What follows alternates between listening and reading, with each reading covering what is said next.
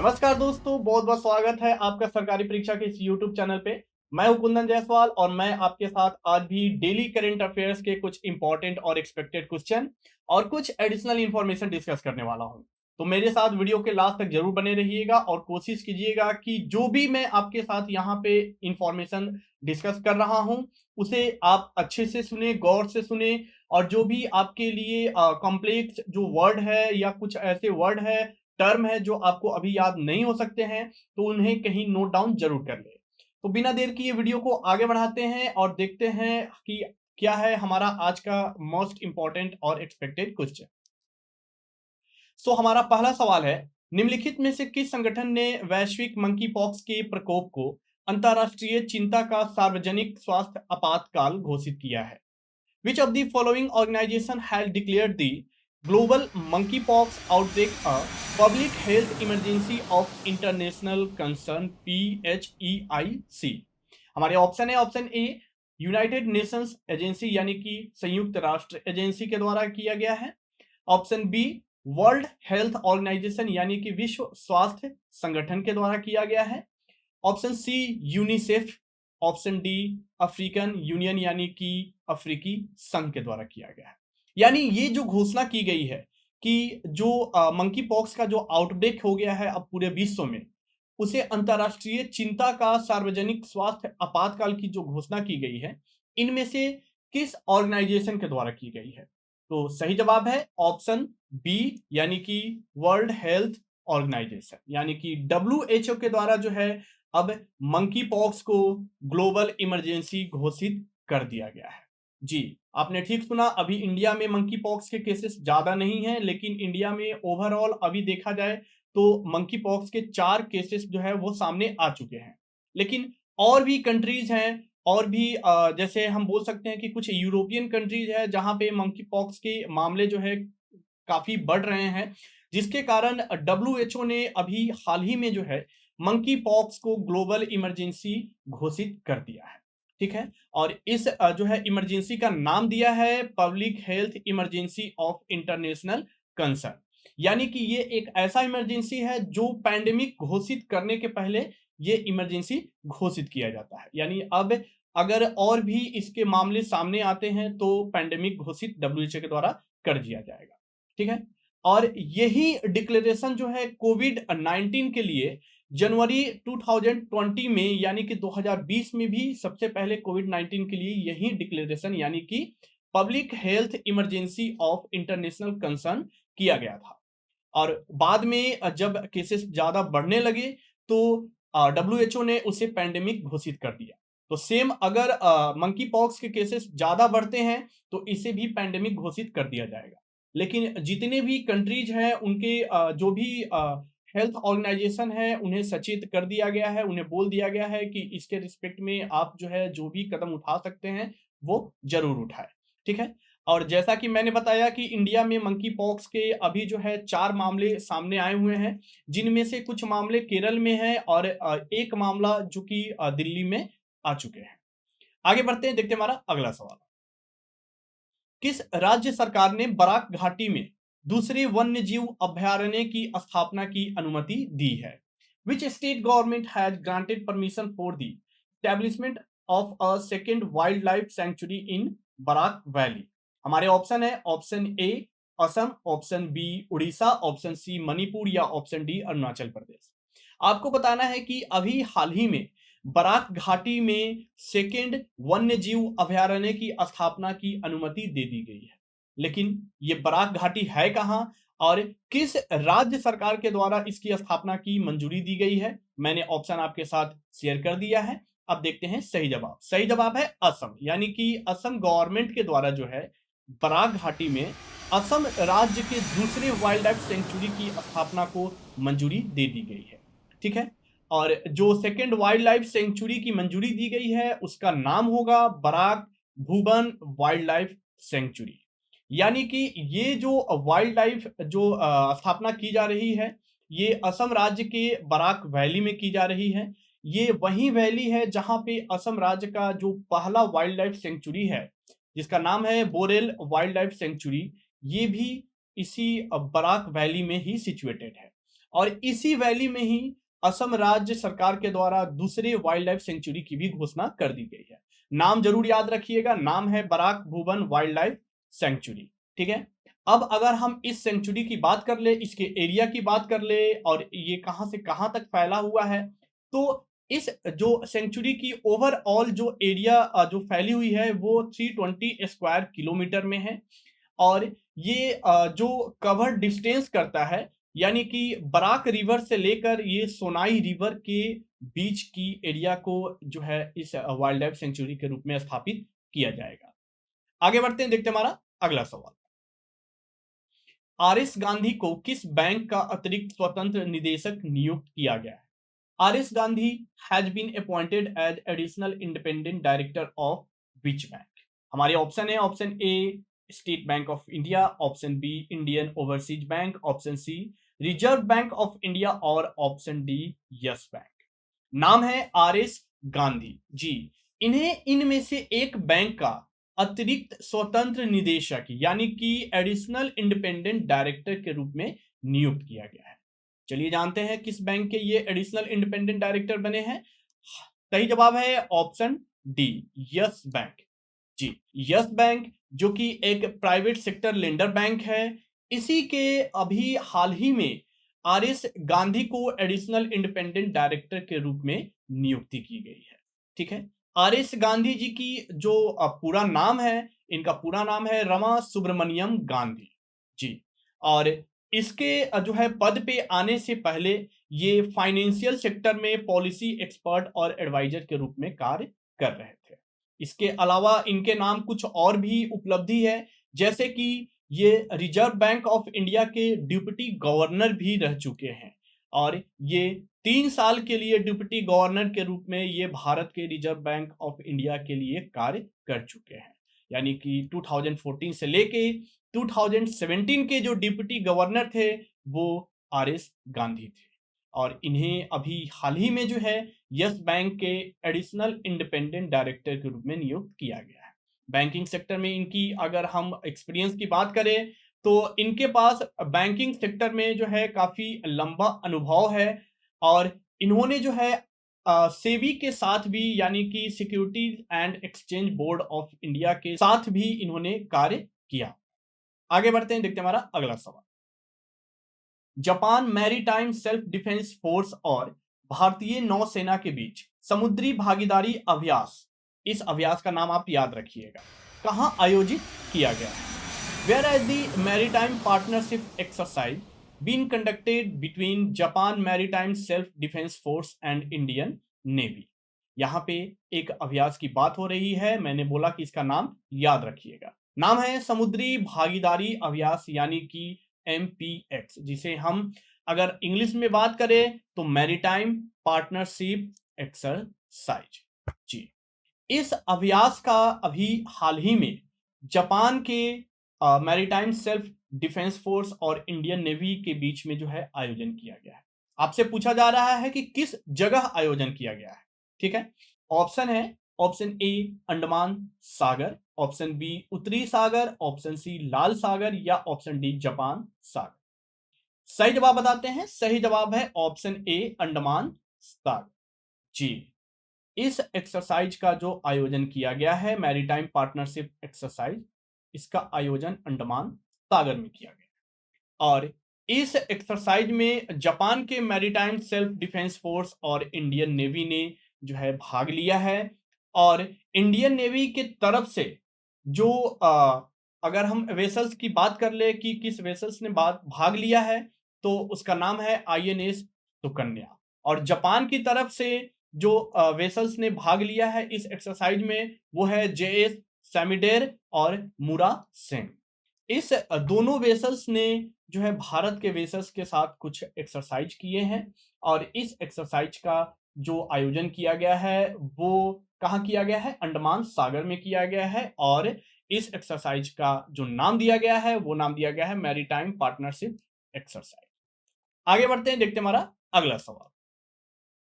विश्व athletics Championship 2022 में नीरज चोपड़ा ने निम्नलिखित में से कौन सा पदक जीता है? Which of the following medal has been won by Neeraj Chopra in the World Athletics Championship 2022? हमारे ऑप्शन है, option A gold, option B silver, option C bronze and option D platinum. तो सही जवाब है ऑप्शन बी सिल्वर। जी, नीरज चोपड़ा, इन्हें तो भारत का हर एक अब बच्चा जानता है। जी, नीरज चोपड़ा वही जिन्होंने टोक्यो ओलंपिक्स में जैवलिन थ्रो में भारत को गोल्ड मेडल दिलाया था। अब उन्होंने भारत को वर्ल्ड एथलेटिक्स चैंपियनशिप में भी इन्होंने सिल्वर मेडल दिलाया है। वर्ल्ड एथलेटिक्स चैंपियनशिप जिसका आयोजन जो है वो यूएस के एक स्टेट ओरेगॉन में किया गया है। और इस जो है चैंपियनशिप में नीरज चोपड़ा ने भारत को सिल्वर मेडल दिलाया है। और सिल्वर मेडल पाने के लिए नीरज चोपड़ा ने जो अपने जैवलिन को थ्रो किया था, वो उसकी जो टोटल डिस्टेंस थी वो थी 88.13 मीटर। और इन्होंने इस डिस्टेंस को कवर करने के लिए इन्होंने जो अटेम्प्ट लिया वो चौथा अटेम्प्ट में ये डिस्टेंस ये कवर हुआ था। और इसी डिस्टेंस के साथ ये भारत के लिए सिल्वर मेडल अपने नाम कर लिए। ठीक है। और अगर हम बात करें तो इस मेडल के साथ इन्होंने एक नया रिकॉर्ड भी बनाया है। नया रिकॉर्ड यही है कि ये इस मेडल को जीतने वाले यानी इस चैंपियनशिप में कोई भी मेडल जीतने वाले ये पहले मैन बन गए हैं और दूसरे इंडियन बन गए हैं। क्योंकि अभी तक की बात करें तो वर्ल्ड एथलेटिक्स चैंपियनशिप में किसी भी मेल स्पोर्ट्स जो है मैन ने एक भी मेडल नहीं जीता था। और अब जाकर नीरज चोपड़ा ने इस चैंपियनशिप में पहला मेडल भारत को दिलाया है। लेकिन ये दूसरे इंडियन है, इसका मतलब यही है कि इनसे पहले एक फीमेल ने मेडल भारत को दिला चुकी है और उनका नाम है अंजू बॉबी जॉर्ज। जी, इन्होंने भारत को 2003 में ब्रोंज मेडल दिलाया था वर्ल्ड एथलेटिक्स चैंपियनशिप में। ठीक है। और ये इस तरह भारत के पहले मैन और दूसरे इंडियन बन गए हैं जिन्होंने वर्ल्ड एथलेटिक्स चैंपियनशिप में भारत को मेडल दिलाया है। और इस चैंपियनशिप में जिन्होंने गोल्ड जीता है उनका नाम है, ग्रेनेडा के खिलाड़ी है एंडरसन पीटर्स। और इन्होंने जो अपना जो जैवलिन फेंका था, सबसे हाईएस्ट जो डिस्टेंस था इनका वो था 90.54 मीटर। और नीरज चोपड़ा ने जो जैवलिन फेंका था उसका जो डिस्टेंस था वो था 88.13 मीटर। आगे बढ़ते हैं, देखते हैं हमारा अगला सवाल। निम्नलिखित में से किस दिन इनकम टैक्स डे यानी कि आयकर दिवस 2022 मनाया गया है? On which of the following day income tax day 2022 has been celebrated? हमारे ऑप्शन है, ऑप्शन ए 10 जुलाई, ऑप्शन बी 20 जुलाई, ऑप्शन सी 22 जुलाई, ऑप्शन डी 24 जुलाई। तो सही जवाब देखते हैं। सही जवाब है ऑप्शन डी यानी कि 24 जुलाई। जी हाँ, इस साल 24 जुलाई को भारत में इनकम टैक्स डे जिसे हिंदी में आयकर दिवस भी बोला जाता है, यानी कि ये दोनों डे जो है ये सेम ही है और ये दोनों डे एक ही दिन मनाया जाता है और वो 24 जुलाई को मनाया जाता है। और अगर हम बात कर ले तो ये पूरे भारत में मनाया जाता है। और इस जो है डे की जो घोषणा की गई थी वो सीबीडीटी यानी कि central board of direct taxes के द्वारा की गई थी। और सबसे पहले जो भारत में इनकम टैक्स मनाया गया था वो साल था 2010, यानी कि 2010 में इसे सबसे पहले भारत में मनाया गया था। और इस साल इनकम टैक्स की जो एनिवर्सरी थी वो 162वीं एनिवर्सरी इस साल थी। इसी के अवसर पर जो है हर साल यानी कि इसके एनिवर्सरी के अवसर पर हर साल भारत में आयकर दिवस मनाया जाता है। अब अगर हम इनकम टैक्स की बात कर ले तो आपको सबको मालूम है कि इनकम टैक्स आखिर होता क्या है, यानी आयकर, यानी जो आप इनकम करते हैं उस पे जो गवर्नमेंट को टैक्सेस देने होते हैं उसे ही इनकम टैक्स कहते हैं। तो सबसे पहले इसे जो भारत में लागू किया गया था वो 1860 में लागू किया गया था। और जो इंसान ने इनकम टैक्स की इंट्रोडक्शन भारत को दी थी वो थे सर जेम्स विल्सन। ठीक है, आगे बढ़ते हैं, देखते हैं हमारा अगला सवाल। पेटीएम पेमेंट्स सर्विसेज के सीईओ के रूप में किसे नियुक्त किया गया है? Who has been appointed as the CEO of Paytm Payments Services? हमारे ऑप्शन है option A Praveen Sharma, option B Nakul Jain, option C Vijay Shekhar Sharma या option D Amit V. Paytm तो आप सब चलाते हैं, तो उसी के एक ब्रांच का नाम है, यानी कि उसी के एक डिवीजन का नाम है पेटीएम पेमेंट सर्विस, और इसके सीईओ के रूप में किसे नियुक्त किया गया है? तो सही जवाब है ऑप्शन बी नकुल जैन। जी, यानी नकुल जैन अब पेटीएम पेमेंट्स सर्विसेज लिमिटेड के ये सीईओ बन चुके हैं। ठीक है, और इन्होंने जिनका स्थान लिया है वो है प्रवीण शर्मा, यानी इनसे पहले इस पोजीशन पे प्रवीण शर्मा जी थे। ठीक है, और अगर हम पेटीएम पेमेंट सर्विसेज लिमिटेड की बात कर ले, तो जैसा कि मैंने बताया कि ये पेटीएम की एक डिवीजन है और पेटीएम एक फिनटेक स्टार्टअप कंपनी है। ठीक है, यानी कि ये एक ऐसा जो है पेमेंट गेटवे है जहां से लोग जो है अपने पेमेंट को करते हैं।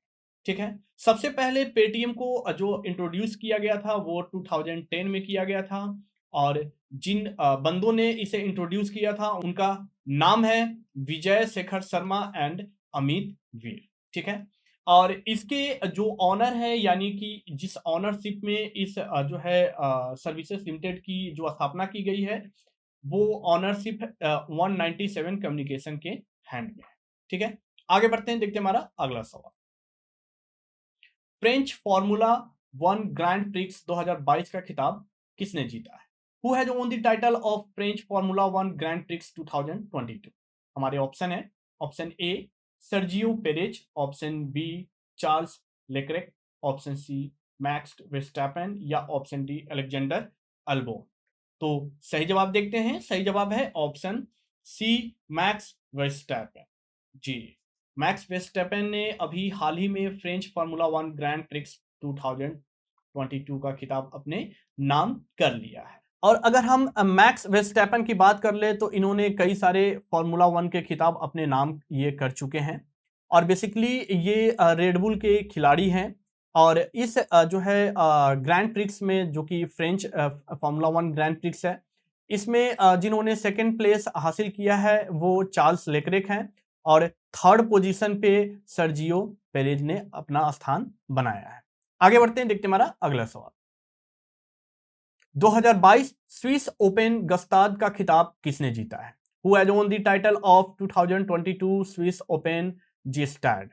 हमारे ऑप्शन है option A Casper Ruud, option B Matteo Berrettini, option C Rafael Nadal या ऑप्शन डी नोवाक जोकोविच।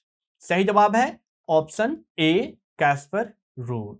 जी, इन्होंने अभी हाल ही में इस साल का स्विस ओपन गस्ताद का खिताब अपने नाम कर लिया है। जी, अगर हम कैस्पर रूड की बात कर ले, तो ये एक नॉर्वे के टेनिस जो है खिलाड़ी है, और इन्होंने जो है इस साल के स्विस ओपन जीस्टैड का खिताब जीतने के लिए इन्होंने मैटियो बेरेटनी को हराया है। ठीक है, और ये जो खिताब है ये इनके जीवन का 9th एटीपी टाइटल है, यानी इस खिताब को जीतने के साथ ही ये 9वें एटीपी का टाइटल जीतने वाले खिलाड़ी बन गए हैं। और इससे अगर हम पहले की बात कर ले, तो इससे पहले ये फ्रेंच ओपन में रनर अप भी रह चुके हैं, यानी कि ये फाइनल में पहुंच चुके थे, लेकिन कुछ पॉइंट से ये हार गए, और फ्रेंच ओपन के जो विजेता थे उनका नाम है राफेल नडाल। ठीक है, और इस साल के पहले यानी कि 2021 का स्विस ओपन टाइटल का भी खिताब इन्होंने अपने नाम किया हुआ है कैस्पर रूड ने। आगे बढ़ते हैं, देखते हैं हमारा अगला सवाल। हमारा आज का जो आखिरी सवाल है वो है, भारत का पहला मस्तिष्क स्वास्थ्य क्लिनिक कहां शुरू किया गया है? Where has India's first brain health clinic been launched? हमारे ऑप्शन है option A New Delhi, option B Mumbai, option C Bengaluru या ऑप्शन डी लखनऊ। तो सही जवाब देखते हैं, सही जवाब है ऑप्शन सी बेंगलुरु। जी, भारत का पहला मस्तिष्क स्वास्थ्य क्लिनिक, इसका जो शुरुआत किया गया है वो बेंगलुरु में किया गया है, और इसे वर्ल्ड ब्रेन डे के दिन ही लॉन्च किया गया है। और वर्ल्ड ब्रेन डे कब मनाया गया है? अभी हाल ही में 22 जुलाई को मनाया गया है, और इसी दिन जो है वहाँ के कर्नाटक के हेल्थ मिनिस्टर डॉक्टर के सुधाकर के द्वारा जो है इस जो है ब्रेन हेल्थ क्लिनिक का जो है इनॉग्रेशन किया गया है। और ये भारत का पहला ऐसा क्लिनिक है जो ब्रेन हेल्थ चेकअप के लिए जो है जाना जाएगा। ठीक है, और इसकी जो इनॉग्रेशन की गई है वो बेंगलुरु के जयनगर जनरल हॉस्पिटल में की गई है। और इसके साथ जो है कुछ और जगह भी जो है इस क्लिनिक की जो है सेटअप करने की घोषणा की गई है, जैसे कोलार और चिकबलपूरा जिले में भी जो है इस तरह के क्लिनिक जो है जल्द ही खोले जाएंगे। ठीक है, और इस क्लिनिक का जो सेटअप किया गया है वो एक अभियान के तहत किया गया है। उस अभियान का नाम है कर्नाटक ब्रेन हेल्थ इनिशिएटिव। इस अभियान को आप जो है अच्छे से याद रखिएगा। इसका जो शॉर्ट फॉर्म है वो है KBHI, यानी कि कर्नाटक ब्रेन हेल्थ इनिशिएटिव। और इसी इनिशिएटिव के अंडर में अभी हाल ही में जो है देश का पहला ब्रेन हेल्थ क्लिनिक का इनॉग्रेशन किया गया है। तो दोस्तों, ये थे हमारे आज के कुछ इंपॉर्टेंट और एक्सपेक्टेड करेंट अफेयर्स। अगर आप करेंट अफेयर्स से रिलेटेड या स्टैटिक जीके से रिलेटेड और भी अधिक जानकारी चाहते हैं तो आप हमारे ऑफिशियल वेबसाइट www.sarkaripareekshha.com पे विजिट कर सकते हैं। हम वहां पे आपके लिए अलग अलग फॉर्म में, अलग अलग कैटेगरीज में, date wise, monthly wise, weekly wise, one liner form में करेंट अफेयर्स अवेलेबल कराते हैं। और यहां तक कि हम जो है दोनों भाषाओं में करेंट अफेयर्स अवेलेबल कराते हैं, इंग्लिश और हिंदी। तो आप जो है वहां पे जाके current affairs, static GK, mock test, quiz आप जो है वहां पे लगा सकते हैं। अगर आप किसी भी सोशल मीडिया से जुड़े हैं, चाहे वो फेसबुक, टेलीग्राम या ट्विटर है, तो हम अलग अलग फॉर्म में वहां भी इंफोग्राफिक्स जो है अपडेट करते रहते हैं। आप वहां से भी कुछ इंफॉर्मेशन जो है गेन कर सकते हैं। और सबसे इंपॉर्टेंट बात कि अगर आपको ये वीडियो पसंद आया है तो आप लाइक करें, अपने फ्रेंड, अपने रिलेटिव्स के साथ शेयर करें और हमें कमेंट करके जरूर बताएं कि आपको आज का वीडियो कैसा लगा है। साथ ही साथ अगर आप इस चैनल पे नए हैं तो आप इस चैनल को सब्सक्राइब कर ले और बेल आइकन को जरूर प्रेस कर ले, ताकि हमारी नेक्स्ट वीडियोज की नोटिफिकेशन सबसे पहले आप तक पहुंच सके। तो पढ़ते रहिए और अपनी एग्जाम की तैयारी में जो है जोरों शोरों से आगे बढ़ते रहिए। मिलते हैं आपसे अगले वीडियोज में, तब तक के लिए नमस्कार।